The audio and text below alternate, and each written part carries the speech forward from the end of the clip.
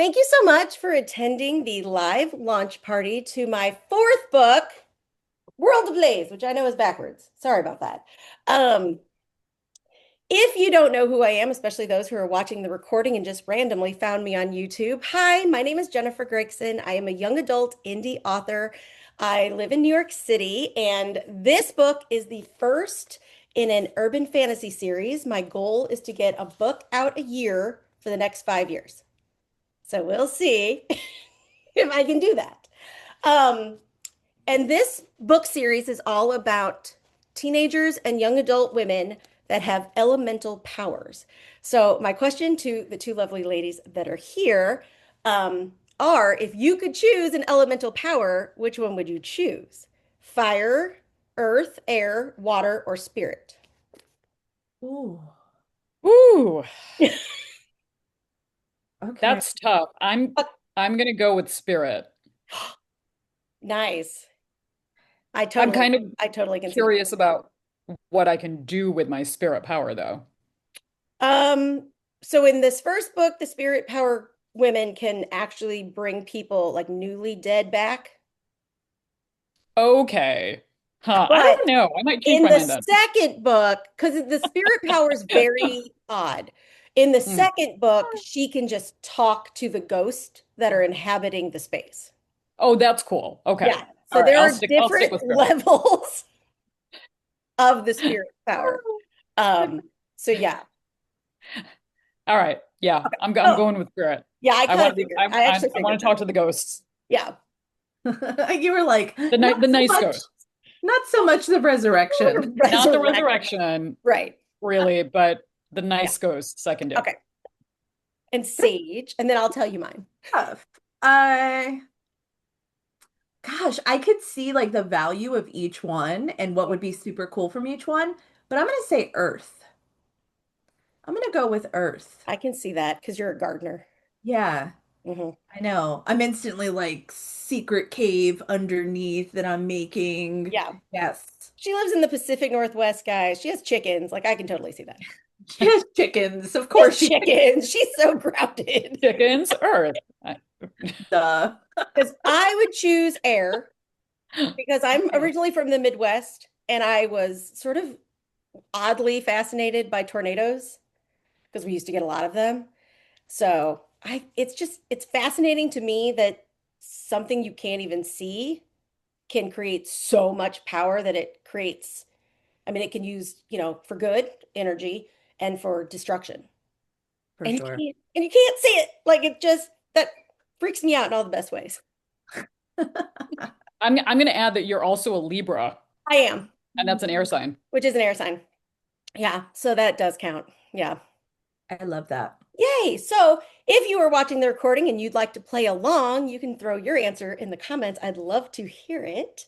And now I'm going to go ahead and read chapter 4, which is when Ruby, my main character, actually starts discovering that she has firepower.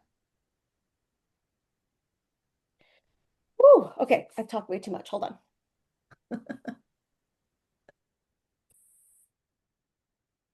What was that? What's going on? I sat up in the dark, jolted from my sleep by a very loud noise. Did someone slam a door? There was yelling coming from the living room. I pushed the covers off and got out of bed. I'm not moving, Mom yelled. You were the one that wanted the divorce first. You move. I didn't want the divorce. You did, Dad yelled back. I stood there in the hallway, wondering if I should say something. I can't keep having this conversation. Ruby needs a stable environment. It makes sense for me to keep the apartment. Why? Ruby can live here with me. Why is it automatically you as the default parent? Dad asked. Hands were flying every which way, and they were in each other's faces. I pressed my back against the wall, trying to hide in the dark, away from the light shaft coming from the living room. What? That's just stupid, Mom said. No more stupid than you thinking Ruby would want to live with you over me, Dad said. I hadn't thought about this. I didn't want to think about this. I loved both of my parents equally. They both had their pros and cons, like everyone. I mean, I didn't always want to be around Sophie either. And we've been friends since kindergarten. Were they going to make me choose? I ran my hands through my hair. The top of my head felt hot, like when I was sick and feverish. And they kept fighting. She's going to want me. No, she's going to want me. back and forth over and over again. Stop! I yelled without moving. They both turned toward the small hallway. Ruby, oh sweetie, did we wake you up? Mom asked. Of course you did, I said, putting my hands down at my side and pushing away from the wall with my butt. I walked fully into the living room and stopped a few feet from them. We're sorry, Dad said, looking at the floor. Why? I asked. Why are you fighting so much? What happened? Mom looked over at Dad, who looked up at her, and then they both looked at me. Silence. You know what? Whatever. Just don't do it while I'm around anymore, okay? I asked. We'll try, Mom said, but we have to figure some things out, and you're a part of that. These conversations aren't going to always go smoothly, you know. That's because you're not listening to reason, Dad said. And just like that, the fight started back up again, their voices escalating back and forth about who was right and who was wrong. My fists got red again, and I opened them up super fast. I don't know what happened, but all of a sudden the living room rug was on fire. Did I just do that? Was a fireball in my palm? I closed my hands again and took a step back. Oh my, Dad said and ran into the kitchen to retrieve the fire extinguisher. My mom just glared at me, her mouth open. I don't know how that happened, I said. I was scared. I wanted her to run over to me and hug me, cover me in a blanket, and put me back into bed like when I was 5 and woke up from a nightmare. I remember once, after Halloween, I had watched part of Poltergeist on television and I couldn't sleep. So I got up to find them, and they were cuddled on the couch watching some black and white monster movie. They scooped me up and put me in their bed, both lying down with me until I fell back asleep. I woke up the next day in my own bed, safe and sound and free of the scary girl on TV saying, "They're here." But Mom didn't do that. She didn't move. She just kept looking at me. She looked terrified. Mom, I started, but she put her hands up and backed away. Dad rushed in with the extinguisher, shooting foam out immediately, stopping the fire from getting out of control. Dad looked down at the mess and sighed. Then he looked up at me. Are you okay? What happened? I'm fine, I think. I have no idea, I said.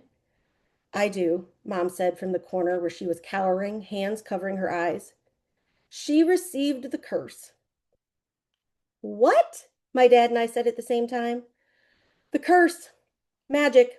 Firepower. It goes back generations, she said quietly. She uncovered her eyes and turned to face us. Dad was looking at her like she had two heads or was speaking in a foreign language. Did she just say firepower and magic? Are you saying, can you do this? I asked. I could, but I can't anymore. When my power showed up, my grandmother decided it was best to get rid of it. She knew someone that knew someone, and they created this really gross tea, a potion that I drank. It was the worst thing I've ever tasted. I was sick for days, just miserable. But eventually I got better and the fire was gone. You're joking with me, right? I asked. This has got to be a sick joke. She shook her head. All the women in my family have this, going all the way back to my great, great, great grandmother.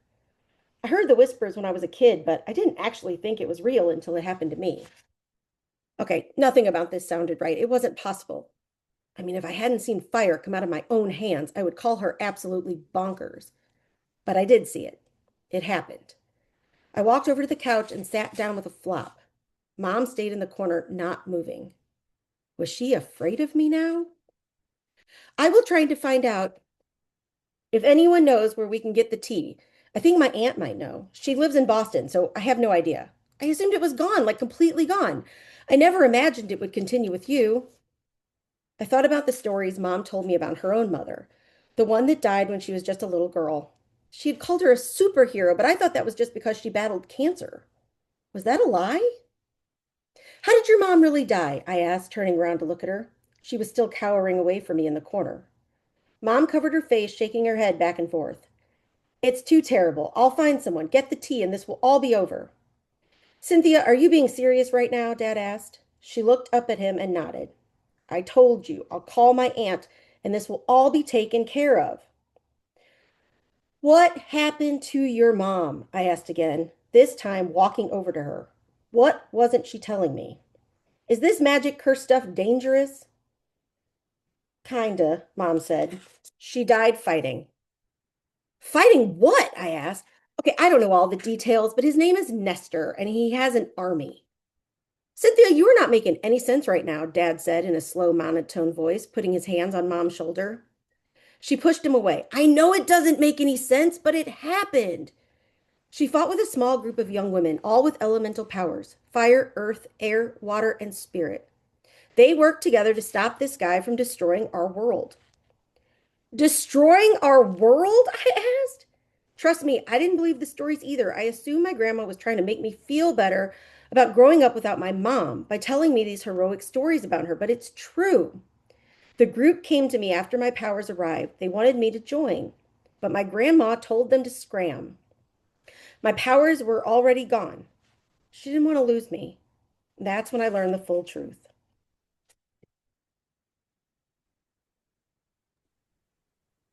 Woo! Yay! Yay! Oh, I have not read that out loud since this morning. Um, a little bit of actor came out in me. I thought I saw someone join, but then they disappeared. So, like I saw the name pop up that somebody was trying, like a participant, but then they were gone. Like immediately. I didn't see a name. So hopefully they come back. It Um, was a ghost. it was a ghost. Could be. You I'm summoned the calling him in. ghost. You I'm summoned the ghost. Um, okay, so next on the hit list, I was going to open it up to questions. So if either of you have any questions for me, either about the book, oh, here's someone. Maybe they're back. If you have questions for me or about the book, that would be great. I have a question. All righty. I think I have two questions. Okay. Why the name Nestor for the villain? I guess you can answer that Okay. first. Um, I was gonna go with Neville.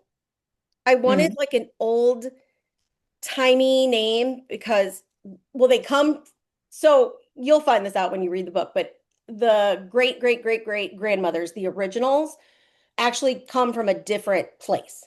They like summoned, they came through a portal to our world. So I Mhm. wanted the name to sound kind of weird, but not that weird. So Hmm. I started with Okay. Neville and then it went to Nestor. Okay. Yeah. All right. I like it. I like Yeah. it. Because I yeah, I was reading the summary or something and I saw the name Nestor and I'm like, ooh, that's an interesting name for a villain. Yeah. And then my second question is what was the best part about going through the process of writing this book and what was the worst part Ooh. or the most challenging part? hmm I think the best part was getting to set another book in New York City. So my very first book was set in New York City, and so it was kind of fun to go back to where I live because Ruby lives in Queens, so it was fun, and I live in Queens.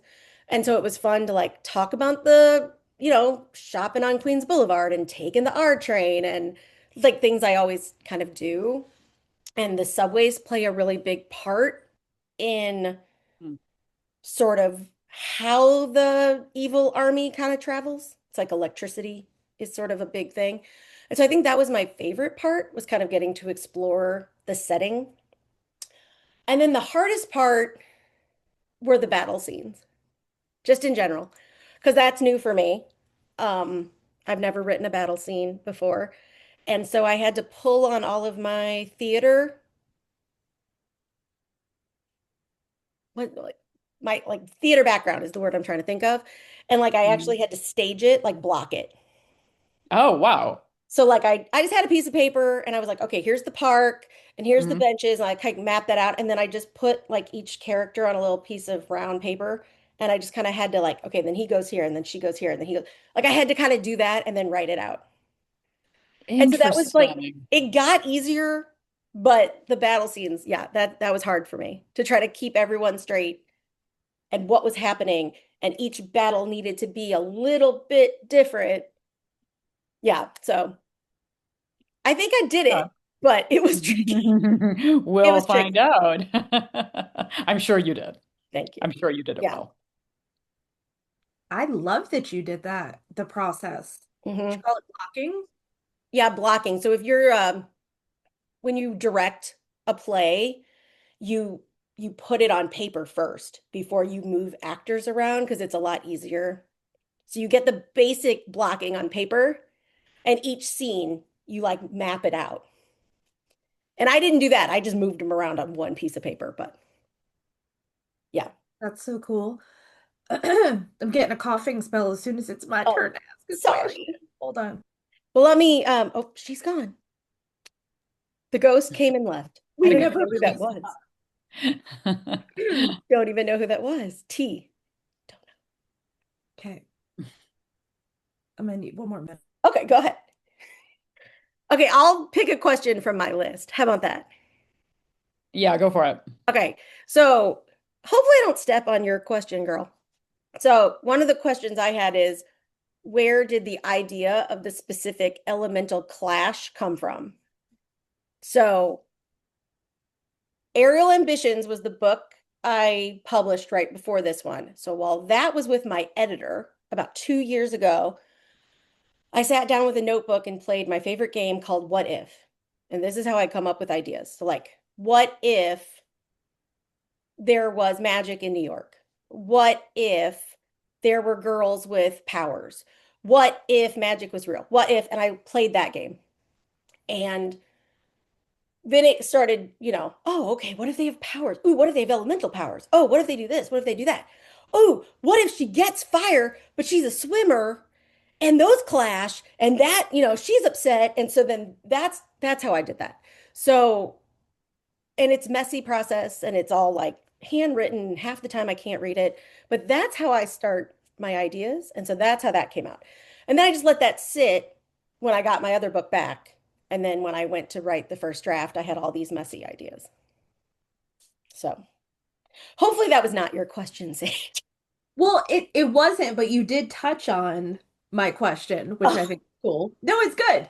So I was curious because Ruby like is a great swimmer.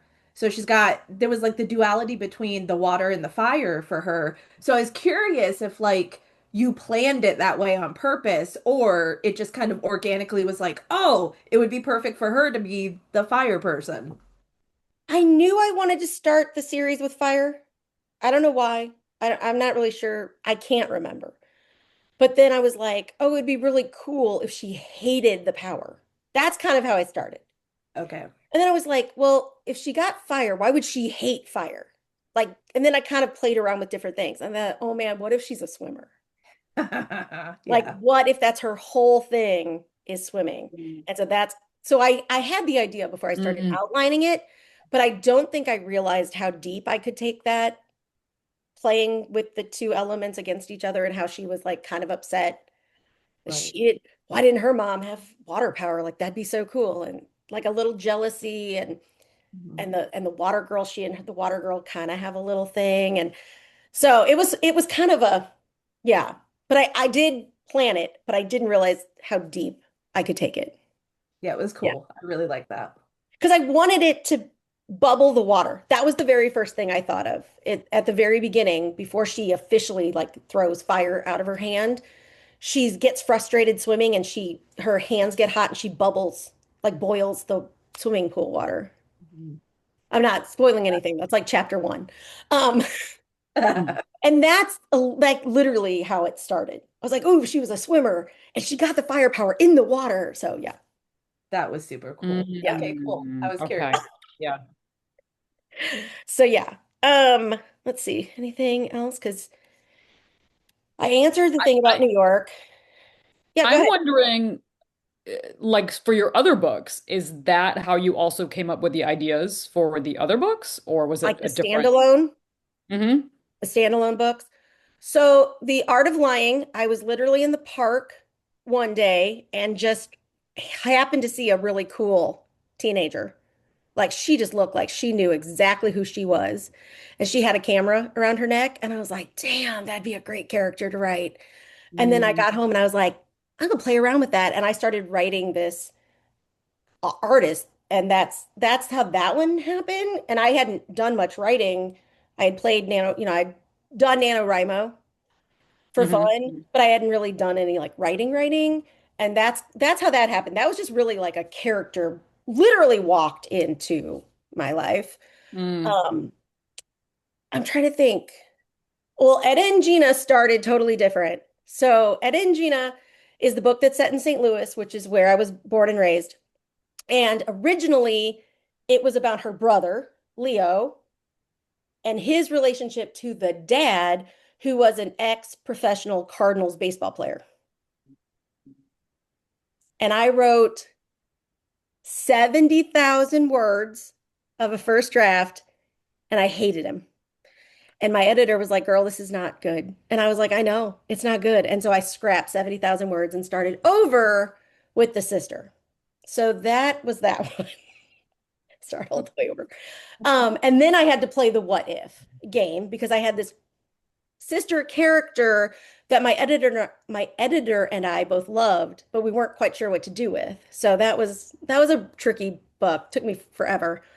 And then Aerial Ambitions actually started with the what if game of what if you were born into a famous acrobat family but were afraid of heights. That's actually how that one started. Mm. And a really rough outline of that one had her actually fall as a child. And so she didn't actually want to perform. And I wrote probably about 3 chapters and hated that. So luckily I figured that out fast and reworked that. But so it, each of them were slightly different, but yeah.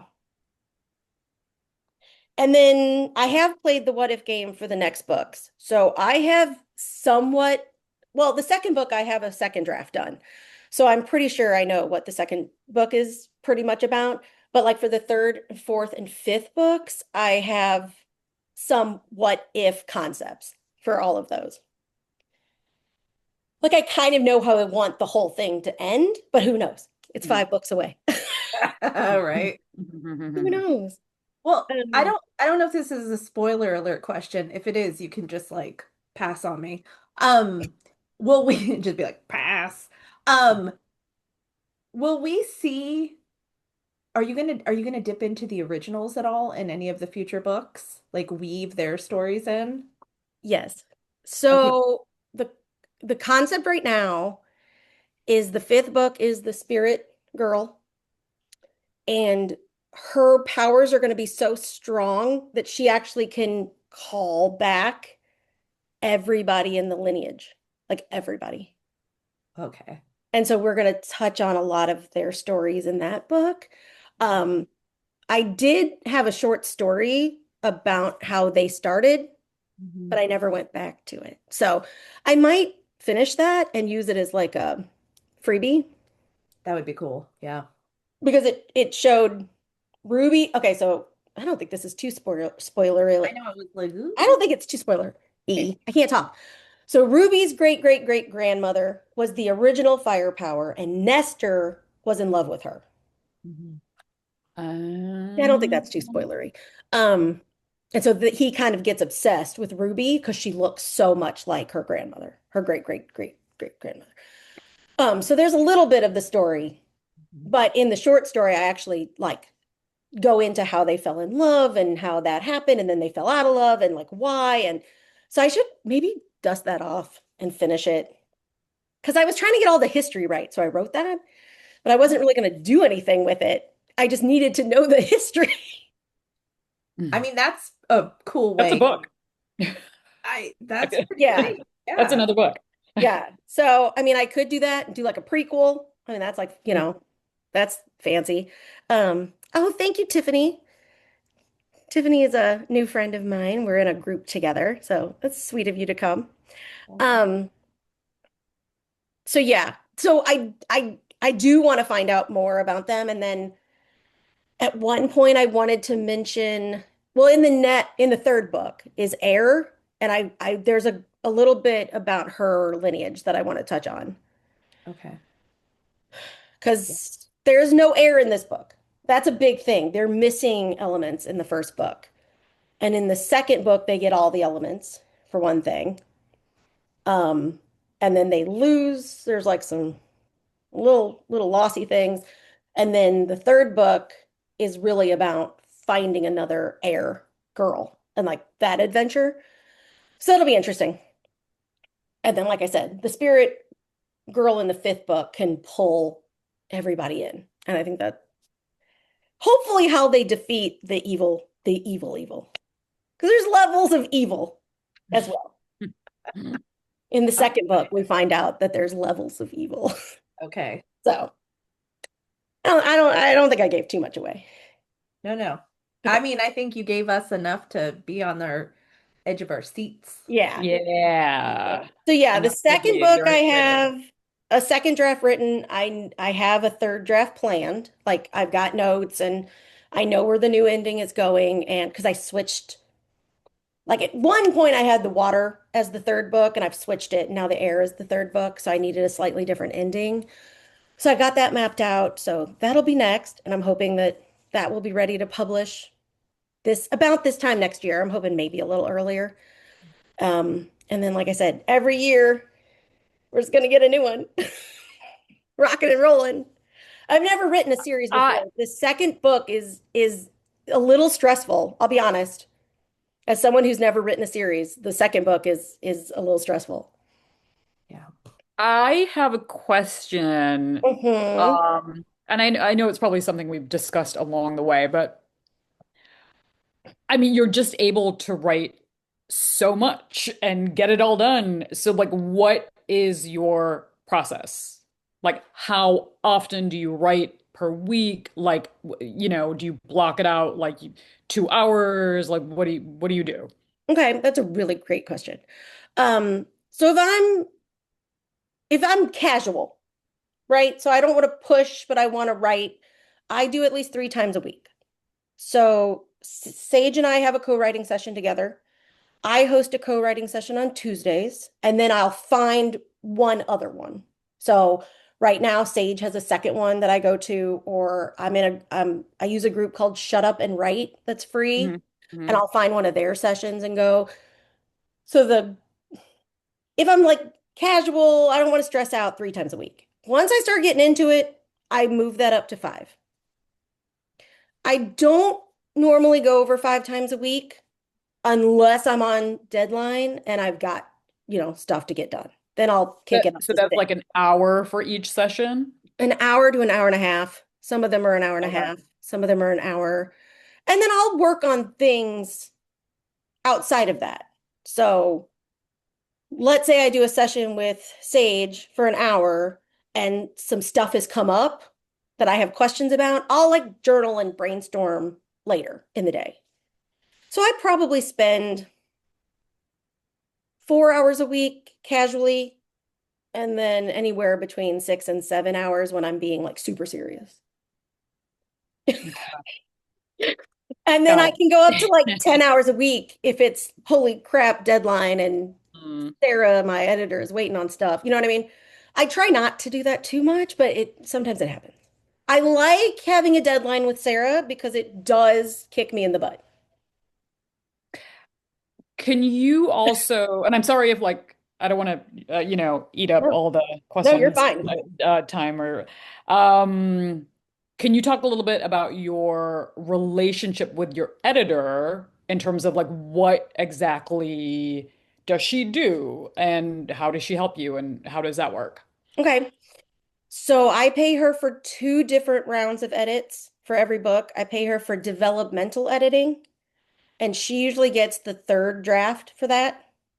And that's when she will go through and tell me, oh, I think you need a stronger conflict, or oh, I really like this character, but this character sounds exactly the same. Can we talk about how to make their voices different? Or a big thing for me is, hey girl, the dialogue's great, but I don't know where anybody is standing because you don't mention anything about where you are in space or what the room looks like, or because I have white room syndrome. I'm great with talking heads.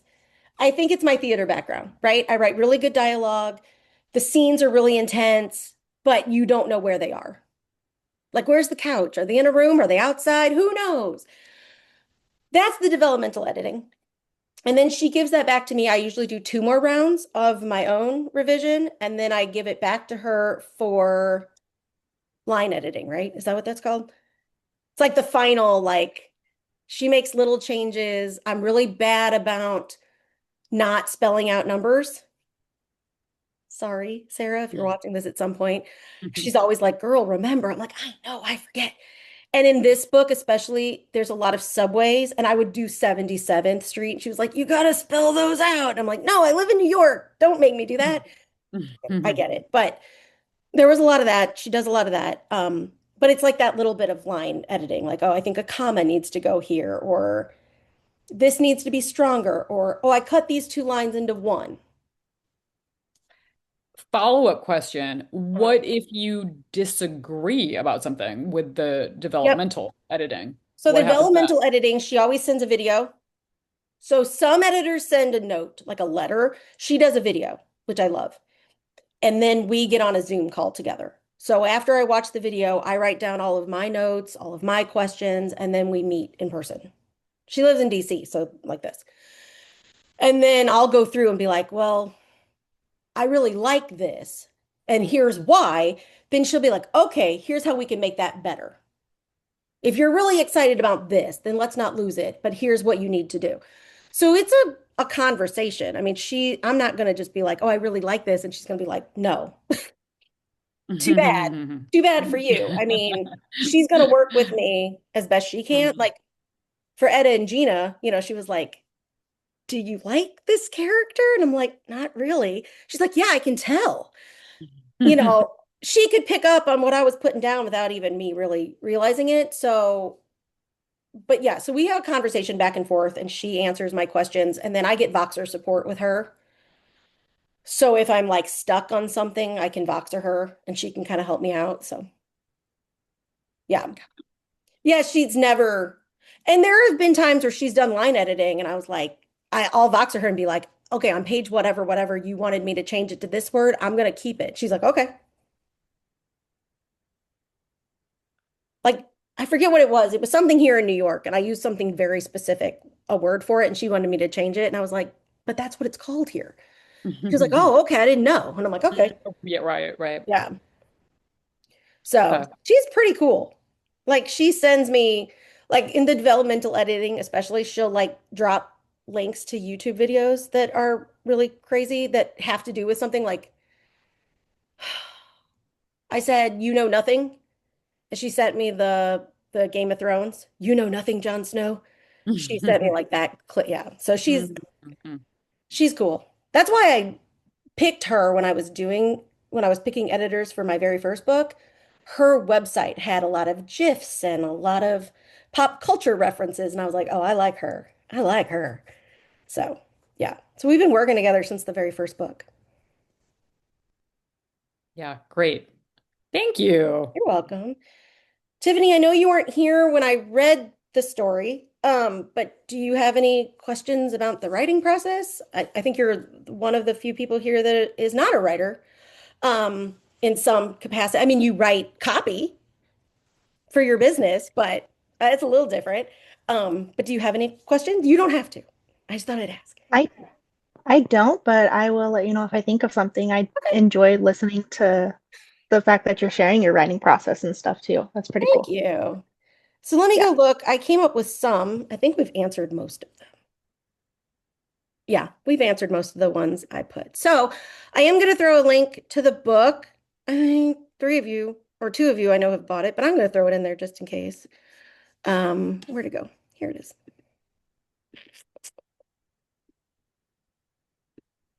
And if anybody wants to save it, share it, it's all over my Instagram at the moment, and I'm gonna have reviews. I checked today, I have three on my Amazon. That's awesome.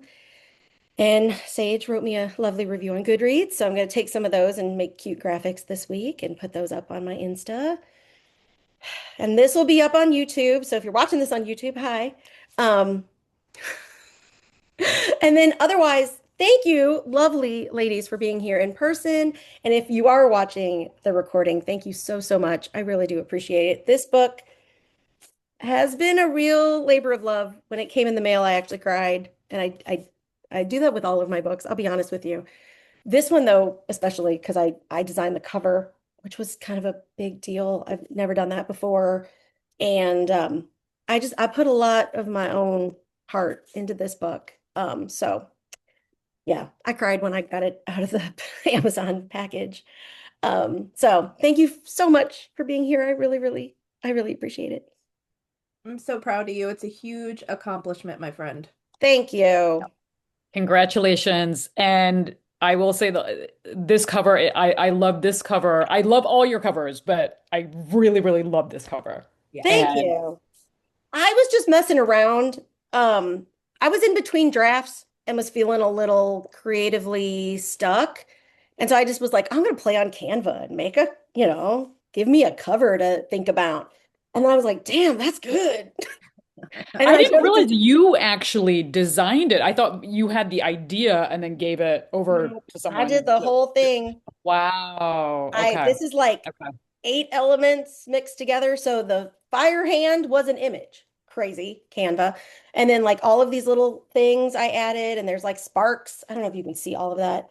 On the back, you can see it more. There's like sparks. They were Mhm. like different elements, and I put them all together.